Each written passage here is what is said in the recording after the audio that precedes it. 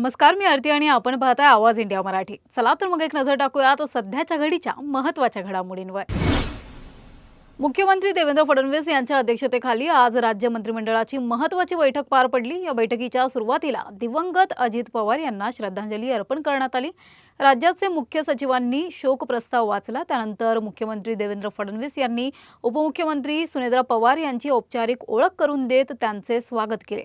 या बैठकीला उपमुख्यमंत्री एकनाथ शिंदे देखील उपस्थित होते. अजित पवार यांच्या निधनानंतरची ही पहिलीच मंत्रिमंडळ बैठक असून आजच्या बैठकीत एकूण 19 निर्णय घेण्यात आले. त्यापैकी 3 निर्णय अजित पवार यांच्या प्रस्तावित महत्त्वाच्या प्रकल्पांवर आधारित होते. या निर्णयात बारामतीतील क्रीडा संकुलासाठी 75 कोटी 13 लाख रुपये मंजूर करण्यात आले. तसेच वालचंदन नगर, रत्नापूर MIDC यासाठी 1000 एकर जमीन उपलब्ध करून देण्याचा निर्णय घेण्यात आला. याशिवाय राज्यात 11 अतिरिक्त जिल्हाधिकाऱ्यांची नियुक्ती करण्यासही मंत्रिमंडळाने मान्यता दिली आहे. दरम्यान पक्षकारांना इलेक्ट्रॉनिक मेलद्वारे नोटीस बजावणे कायदेशीर करण्याचा निर्णयही या बैठकीत घेण्यात आला.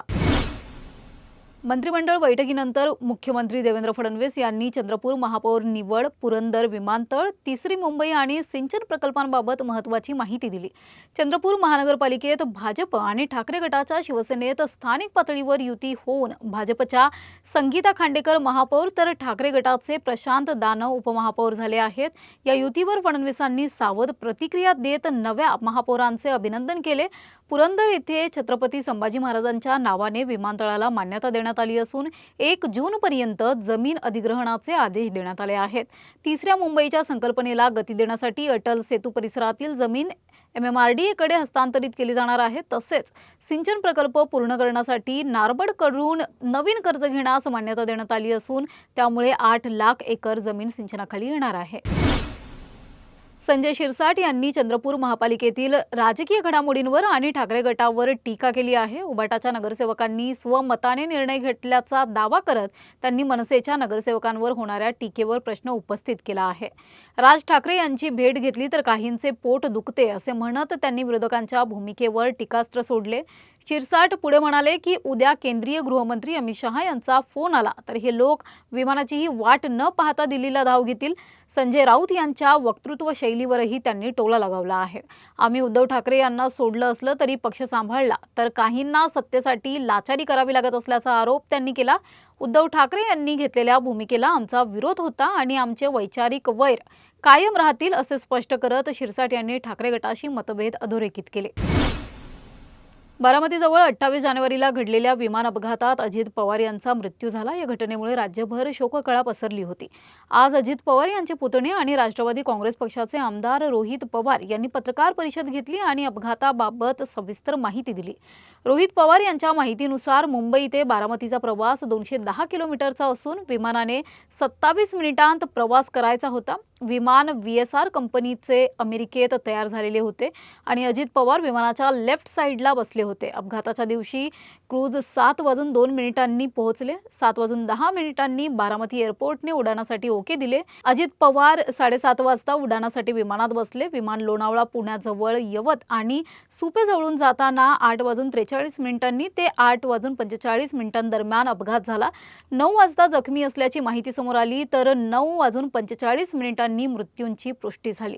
रोहित पवार यांनी सांगितले की विमान 16 वर्षांपूर्वी तयार झालेले असून 25 आणि 26 जानेवारीला सुरतला जाऊन आलं होतं. विमान चांगल्या स्थितीत असून वैमानिक अनुभवी होता. तरी अपघात विजिबिलिटी समस्येमुळे झाला असण्याची शक्यता आहे. स्थानिकांनी सांगितले की विमान गावाजवळून जाताना आवाज वेगळा येत होता. यावरून मेंटेनन्समध्ये काही समस्या असण्याची शक्यता वर्तवली गेली आहे. अपघाताचे CCTV फुटेजही उपलब्ध असल्याचे रोहित पवार यांनी सांगितले. मुंबई महापालिकेच्या मुख्यालयातील शिक्षण समितीच्या कार्यालयात सुरू करण्यात आलेले उपनगर पालकमंत्री मंगलप्रभात लोढा यांचे कार्यालय बंद करण्याचा निर्णय घेण्यात आला आहे. प्रशासक राजवटीच्या काळात जुलै 2023 मध्ये नागरिकांच्या तक्रारी थेट सोडवण्यासाठी हे कार्यालय सुरू करण्यात आले होते. त्यानंतर शहर पालकमंत्री दीपक केसरकर यांचेही कार्यालय इथे कार्यरत होते.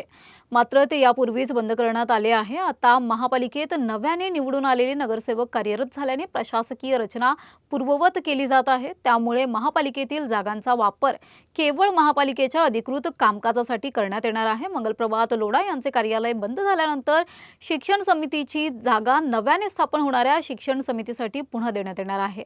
या निर्णयामुळे महापालिकेचे नियमित कामकाज अधिक सुरळीत होईल असा प्रशासनाचा विश्वास आहे। प्रसिद्ध बॉलिवूड अभिनेता सलमान खान यांनी राष्ट्रीय स्वयंसेवक संघाच्या शताब्दी कार्यक्रमात सहभागी होऊन उपस्थितीमध्ये सहभाग नोंदवला। या कार्यक्रमात संघ प्रमुख मोहन भागवत यांच्यासह अनेक वरिष्ठ नेते आणि कलाकार उपस्थित होते। सलमान खानच्या उपस्थितीवरून शिवसेना उभाटा नेते संजय राऊत यांनी प्रश्न उपस्थित करत टीका केली होती। यावर उत्तर देताना महाराष्ट्राचे उपमुख्यमंत्री एकनाथ शिंदे यांनी स्पष्ट केले की सलमान खान भारतीय नागरिक आहे आणि सार्वजनिक कार्यक्रमात सहभागी होणे त्याचा अधिकार आहे। सलमान खानच्या उपस्थितीवरून राजकारण करणे अयोग्य आहे असं शिंदे यांनी म्हटलं आहे।